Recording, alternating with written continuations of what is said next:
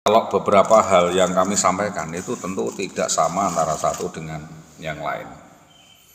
Maka dari ini, karena beberapa hal itu menyangkut kepribadian orang, kita menyampaikan kepada Bapak Kapolsek latar belakang itu, yang sebelumnya adalah kita menyampaikan perkara perbuatan diskriminatif dan bullying serta pembunuhan karakter yang didukung oleh SD 3 Tambak Romo dan beberapa oknum guru lainnya, di mana ini ada yang menjadi provokator dan penghasut untuk melakukan tindakan penelantaran, pengabaian, serta berbagai hal yang perbuatannya itu diskriminatif.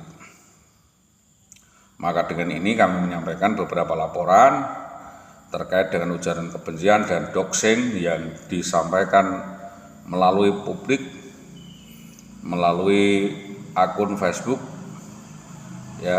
Aryo Singgih, RSKV, Siti Nur Sanaten, dan Endang Sugiyarti, Agus Siswanto dan sebagainya dalam investigasi yang tercatat di dalam perkara. Jadi bahwa kami mengindikasikan bahwa akun ini adalah milik saudara Jaryo sebagai pemilik akun yang adalah Kepala SD Pakis Tambak Romo. Yang kedua adalah pemilik akun Facebook atas nama Siti Nur Sanatin, guru SD 1 Mangun Rekso dan Tambak Romo waktu itu, dan Endang Sugiyarti, guru SD 1 Tambarjo, guru olahraga. Dalam hal ini saya jelas-jelas merasa sangat terpukul, sangat terhina dalam perkara demi perkara ini. Dalam hal ini sangat melecehkan profesi saya sebagai pendamping insiden ataukah sebagai wartawan atau sebagai pribadi. Dan atas beberapa pernyataan-pernyataan saudari maupun saudara di situ yang mengatakan seperti itu, seolah-olah saya ini dianggap sampah, dianggap tidak bertanggung jawab terhadap suatu peristiwa dan atau perkara yang berkaitan dengan hubungan mereka dengan mantan istri saya. Bahwa dalam kasus ini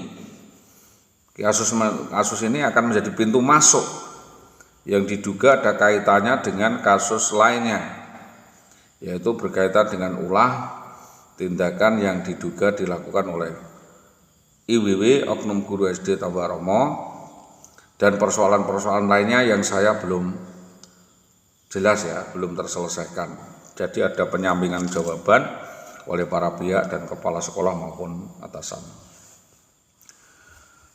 Selanjutnya kami juga ingin menyampaikan beberapa hal ini sebagai somasi berkaitan dengan tuntutan Al-Azhar terkait pembagian Al-Azhar insentif dan kemahalan tunjangan seorang suami sebagaimana nomenklatur yang telah pernah disampaikan kepada polsek-polsek, bahwa beberapa hal menyangkut hal ini akan menjadi permasalahan baru jika tidak diselesaikan. Ya, ketiga adalah dugaan para pihak ini melecehkan atau menghina, melakukan diskriminasi yang diduga dilakukan oleh beberapa pemilik akun medsos atas nama Aryo Singgih, Siti Nur Sanaten, dan Endang Sugiyarti. Ini bisa dikenakan UU ITE jika memang ada sesuatu yang diperlukan.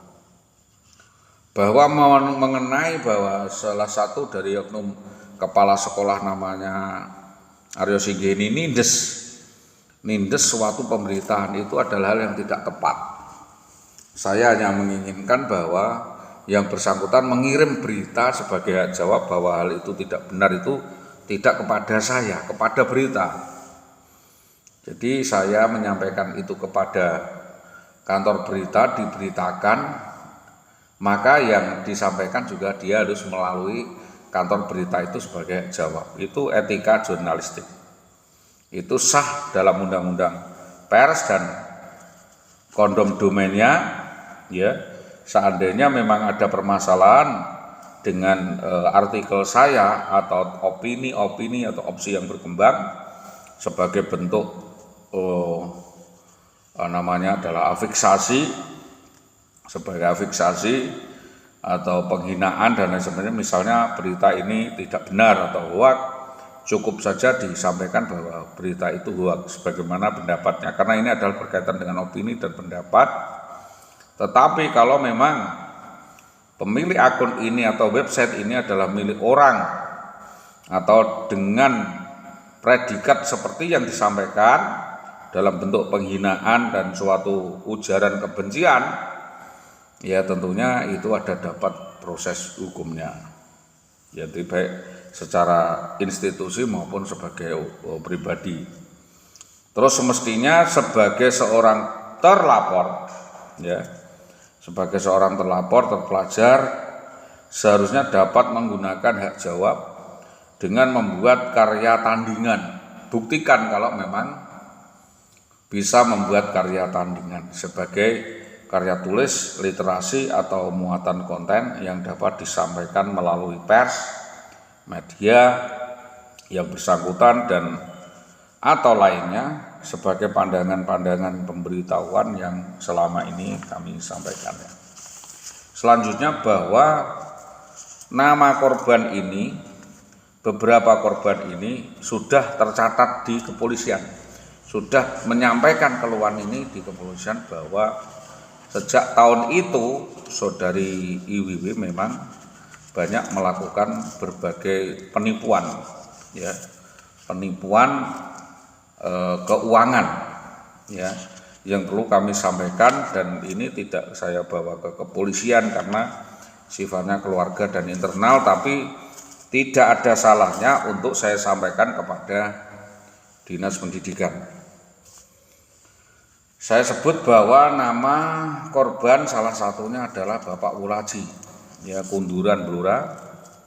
Ini saudari IWW mengemplang uang dari saudara Wulaji Kunduran Blora ini sekira 35 juta. Ini sudah terlapor di Polsek Kunduran dan sudah masuk agenda penyelidikan di Polres Blora. Kejadian selanjutnya yaitu dijapah seorang guru atas nama Yanti, juga menjadi korban penipuan oleh saudari WW. Jumlahnya unlimited, nanti bisa dicari pengembangannya. Terus ada seorang kepala desa di Todanan juga diutang uang sekira 25 juta, juga tidak ada pertanggungjawaban.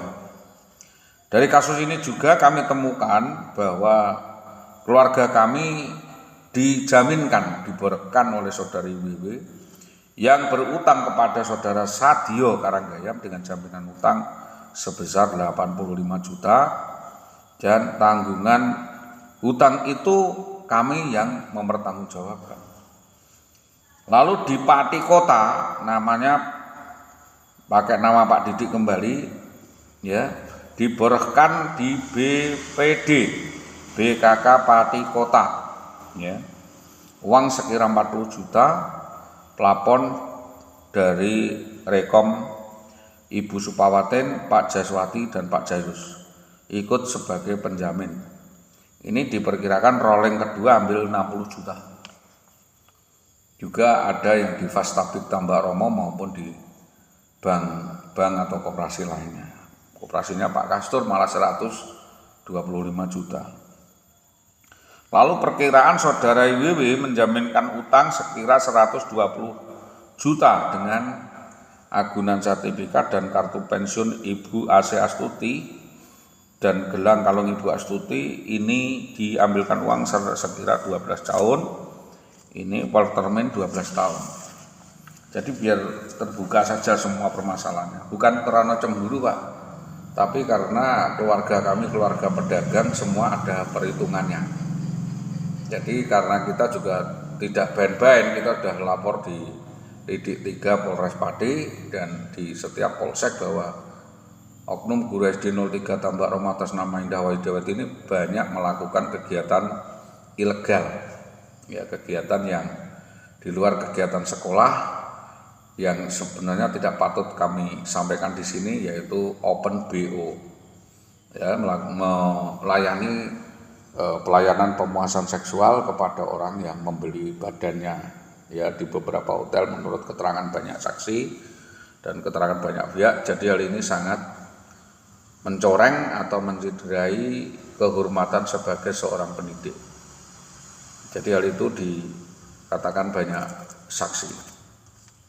Bahwa sejak tahun 2010 sampai dengan 2025 ini ya 2023 baru ada informasi tentang adanya penutupan uang tersebut yang ibu serta keluarga kami meminta pertanggungjawaban. Jadi waktu itu BTPN datang ke rumah kami dan menyampaikan permasalahan demi permasalahan. Terus lalu IWW juga pinjem uang ya tak terbelanjakan diduga menerima pengembalian titip kasus di MA Dharma 25 juta. Terus uang dari PKBM sekira 8 juta, mengambil laptop dari arisan Bapak Porhadi uang sekira 12 juta dan 8 juta berikutnya terhitung dan tertanggung di suaminya. Yang saya tahu kami ditagih, entah benar tidaknya kan di dia. Terus menipu Ibu Leli, ya ini sekira 60-an juta, 2 kali. Termin uang pertama sertifikasi guru SD di Ngempolsari 2 kali. Ya ini kena gendam atau hipnotis.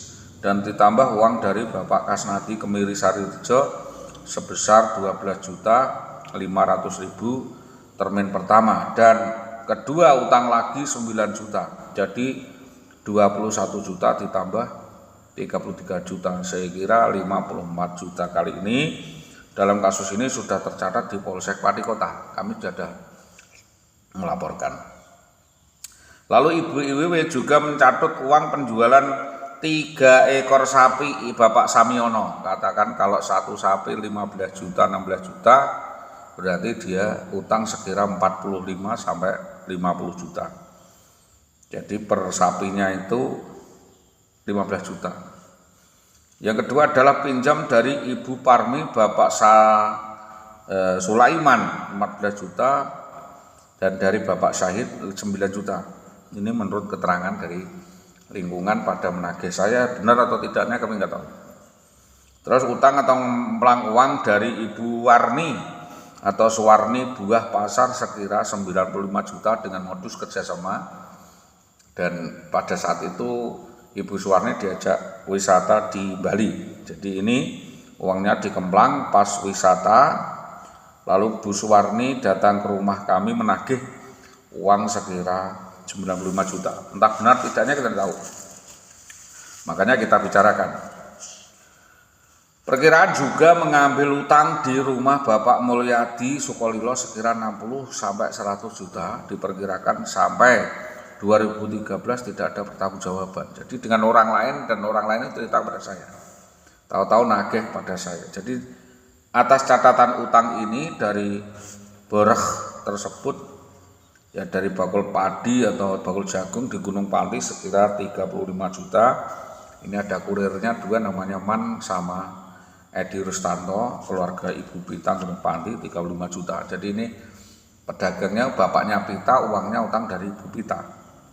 Jadi kami sudah berkoordinasi juga dengan koordinator Tambak Romo waktu itu, jika memungkinkan bahwa apa yang kami sampaikan melalui laporan ini dapat ditanggapi dan atas perbuatan yang telah berulang kali dilakukan IWW adalah sebuah bentuk manufaktur, sebuah permufakatan jalan terstruktur, apakah ada kaitan dengan rahasia jabatan dan jaminan kompensasi para pihak baik itu konsorsium, perorangan, lembaga, instansi dan yang lain sebagainya. Demikian apa yang dapat kami sampaikan kepada Bapak Ibu semuanya sebagai kepala sekolah maupun sebagai atasan, termasuk koordinator dinas Tambak Romo maupun dan sebagainya. Atas kekurangan dan kelebihannya kami sampaikan selamat pagi, terima kasih, assalamualaikum warahmatullahi wabarakatuh.